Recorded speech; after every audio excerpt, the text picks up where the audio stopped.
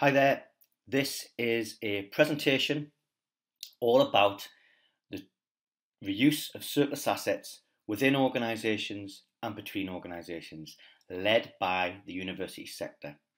My name is Daniel O'Connor, I work at Warbit, I'm the Head of Customer Happiness. In this session, we're going to review 4 UK university case studies, okay? We're going to explore how these universities have used a tool which makes it easy for staff to share surplus assets internally, but also between agencies in the city to bring massive benefits. I'm going to take you through the process, and there's 4 videos which I'm going to link to, which shows the universities or staff from these universities talking about the tool. Okay, so this is a presentation where I give you an overview and then link to videos with further detail. So I used to be a waste manager in a large organisation, and I'd see this sort of scenario every day. I don't think surplus assets should ever become wastes. Seeing items being disposed of like this is a symptom of a broken procurement system. Okay, I used to get requests to clear large amounts of furniture from buildings. Okay, and at the same time, there was deliveries in the same building of new surplus assets. So, in the same building, one department's disposing, one department's buying, and there's no communication between the two, okay? Because the departments are acting in silos, nobody's communicating on surplus assets, okay?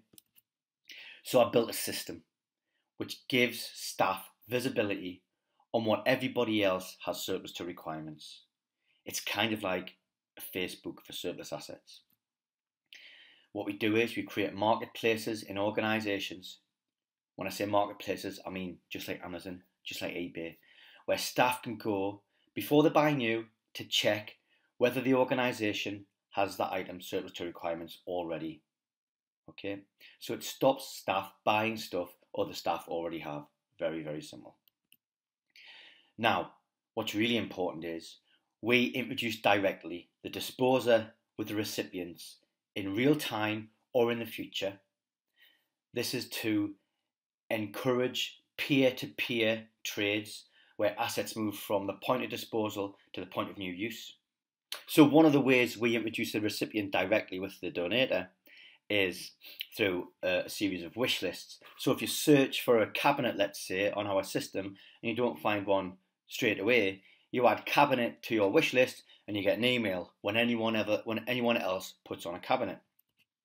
In the same way, what we also facilitate is when a large organisation is doing a building move, let's say you're doing a building move next May, the building move manager can add the assets now and staff can get visibility on those assets that are going to become available in the future and plan their own procurement needs because they know what's going to become available in the future.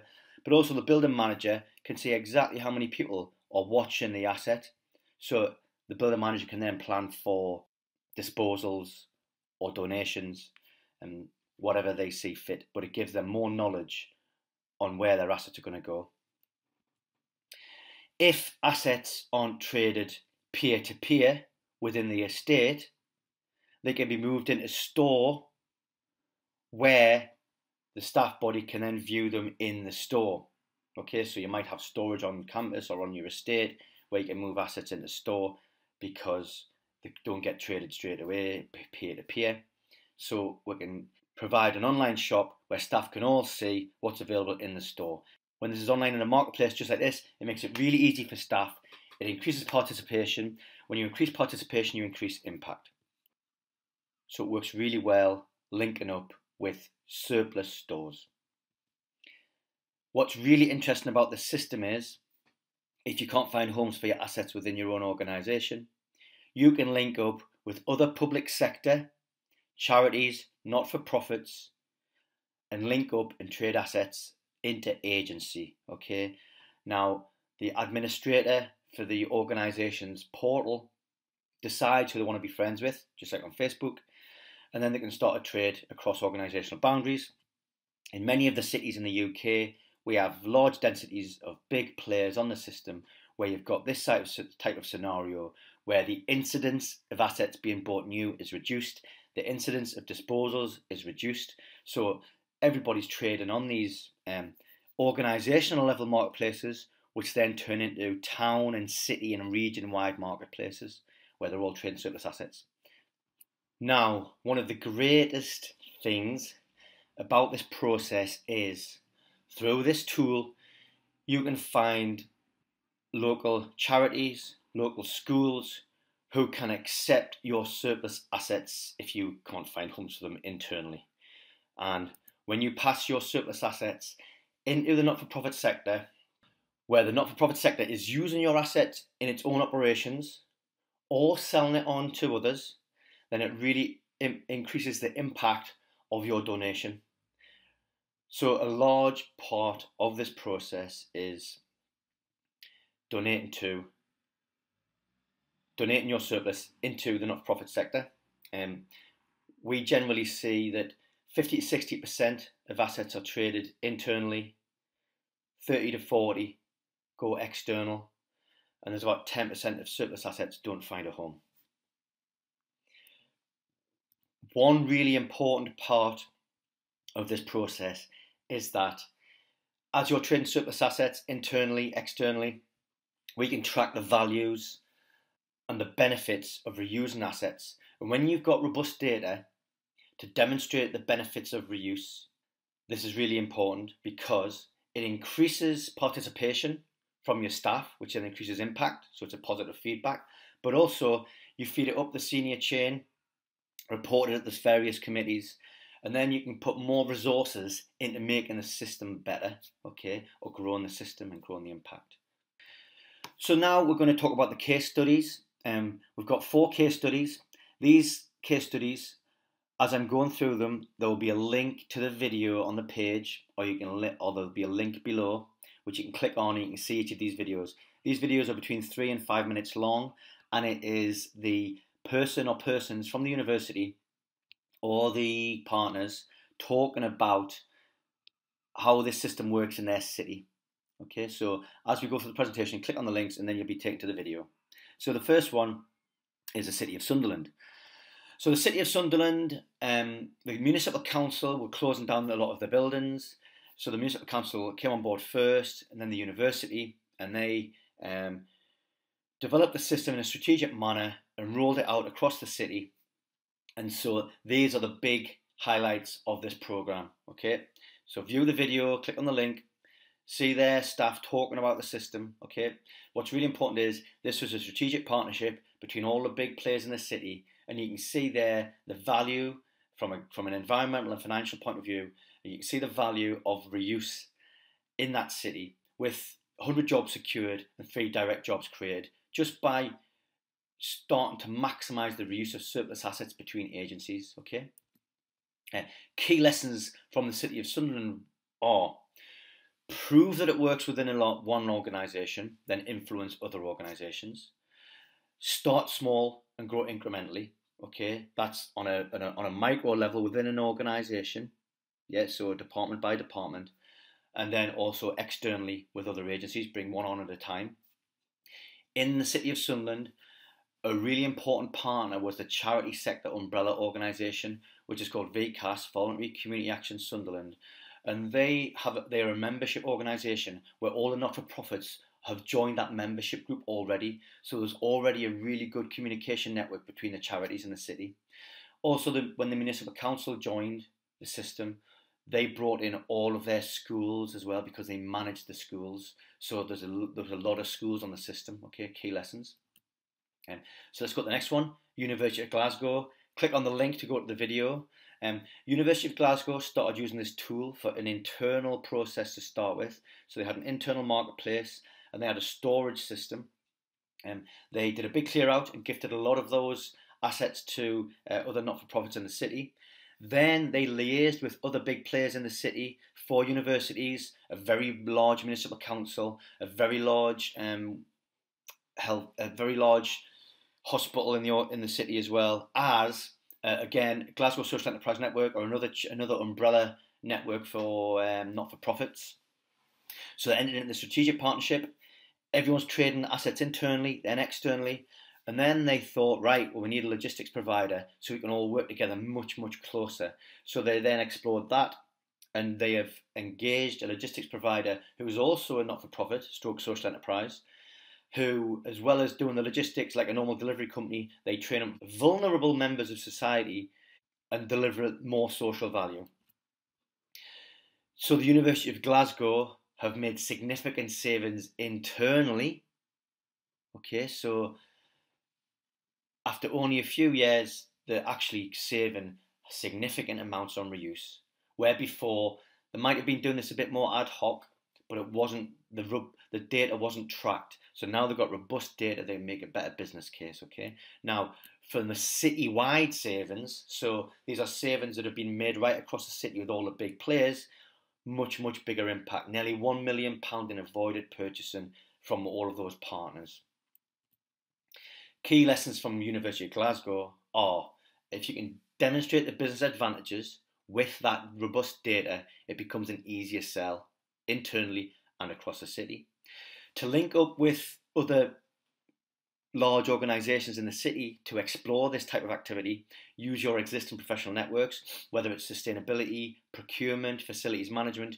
You will know the best networks to approach other staff who do your job in these other organisations.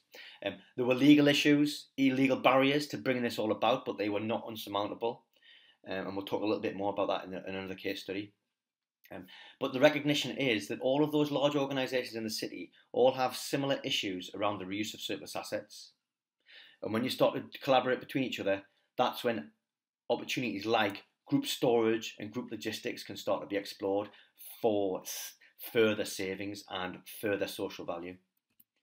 So next case study, University of London. Again, they use the system for internal swaps and then external swaps with other universities and other agencies like London Fire Brigade. They did a major refurbishment, which meant there was a lot of stock on the system, which created a lot of activity. Okay. Highlights, again, significant savings by introducing this tool and collaborating with others. Key lessons. The University of London found out that by linking up with others, that was a popular and legitimate disposal mechanism for their assets, because they were going to be skipped or go to the dumpster, okay, but these found homes within the city. There were extensive discussions with finance and legal around the barriers to setting this sort of thing up, and again, they were not unsurmountable. And what they're trying to do in the University of London is trying to challenge this buy new mentality. So they worked with procurement to make sure that staff received a reminder that a second-hand item might be available on the system. And again, big one here, to encourage participation, make it fun. So John Bailey at the University of London added chocolate bars to his system, and that encouraged staff to log in, claim a chocolate bar, and then they got used to how things work, and that increased participation and impact. University of London, click on the link to see the video. They trade mostly electrical items, and they're exploring the trade between labs internally. Okay, now they realised that a lot of their IT was just going straight to be recycled. Now, recycling IT, obviously, it's better than landfill or export, but there was an opportunity around reusing that IT internally.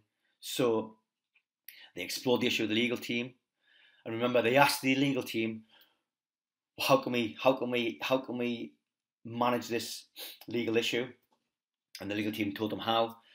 They already had good ties with various not-for-profits, so they redistributed IT internally for reuse, and anything that was left over went out into the not-for-profit sector, where it's refurbished and resold, and again with an additional training opportunity to provide more social value. And here's the highlights from the University of Edinburgh. So again, significant savings on a financial and sustainability level. Key lessons, start off simple and then move to more challenging assets like computers and other IT. And again, to break down those barriers you find within your organisation, ask the expert, be transparent, be honest, and ask them, how do we get around this barrier? And Alan said, you play to their ego. They're the experts in the field. They tell you how you can overcome this barrier, and you bring them in. And then another tip from Alan was, be the face of reuse on your campus or your estate, so you become known as the reuse person, and that gives the reuse a brand, a face, a go-to person about reuse. And Ellen said that was another way to implement things more effectively. So, just wrapping up, take-home tips. If you want to introduce this type of scenario in your organisation and across your town or city or region, take-home tip, contact your equivalent in other big players in the city, so in the municipal council, in healthcare, in the university, large private sector, and any umbrella not-for-profit associations. Tell them what you're planning to do, show them some case study, and get them on board. That's where you start, okay? That's the easiest way to start. Take-home tip number 2. There are a number of drivers around sharing surplus assets. Number 1 is we are running out of resources, okay? And we use resources really inefficiently. So you can frame this around sharing economy, smart city, long-term resilience, circular economy, okay? These are all objectives of main cities, okay? So you can frame them around these strategic objectives. Way forward, what do you do next? Well, if this was of interest, get in touch with us and we'll do an online demo for you and your organisation. And the next step might be we can do an online demo for you and your partners in the city. So just get in touch. My name's Daniel. Drop me an email or go on the website and explore a bit longer. I hope you've enjoyed this presentation. I hope you've viewed the case studies. As I said, just get in touch and we can show you how to do this in a very easy manner. Thanks for your time.